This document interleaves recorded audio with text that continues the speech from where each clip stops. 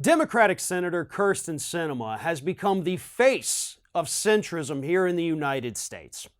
But what's really interesting about her story is that this is not who she used to be. She used to be a hard-charging, progressive Green Party activist long before she ever actually ran for the United States Senate. Progressives in the state of Arizona championed her, went out, knocked on doors in 110-degree heat back in 2019 to get her elected to the Senate.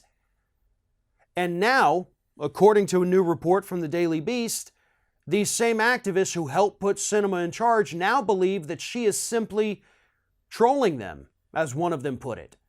They believe they're legitimately just being trolled by Sinema at this point because she simply doesn't care. And what they mean is that on issues like the filibuster, Green New Deal, the reconciliation package, voting rights legislation, she's not budging. She's not doing anything. And every time they call her out, she just doubles down on it. So that's what they mean when they say they believe she is trolling them.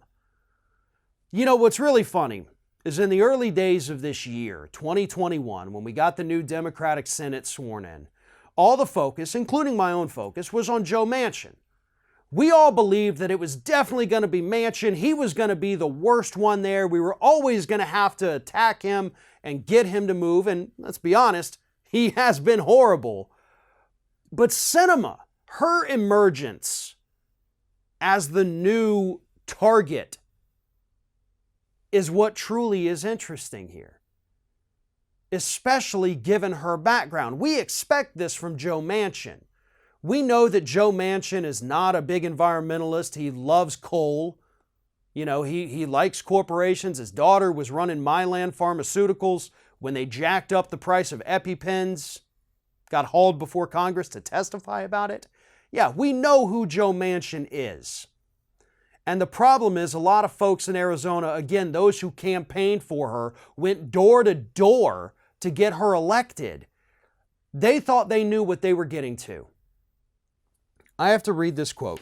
This is from Arizona State Senator Juan Mendez, a Democrat from Arizona. He said, "Kyrsten is fierce and she'll do anything to win. If anything means transforming her values, that's what has to take place." So he's admitting, and he also goes on to say that, you know, we still have to push her, but maybe we need to focus our attention elsewhere because she's not going to budge. So basically, Juan Mendez here has given up the game on Sinema, saying, listen, this woman just wants to win. She wants power. She wants it all. And she is going to morph herself into whatever she thinks she needs to be to keep that power.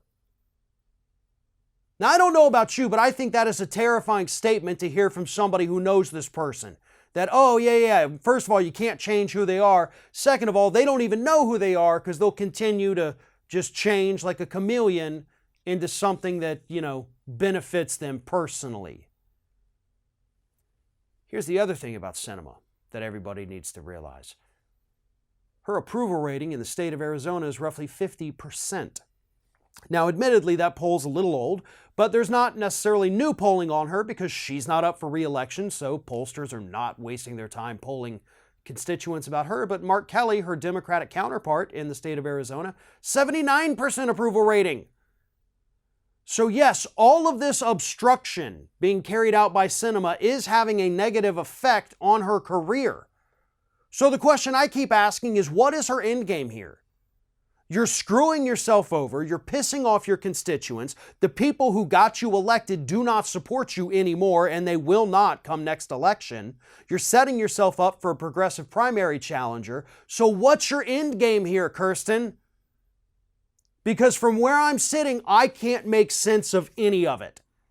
You're obstructing for the sake of obstructing, even when you know your own constituents don't want you to do it. So I hope you achieve whatever the hell goal it is you're trying to achieve.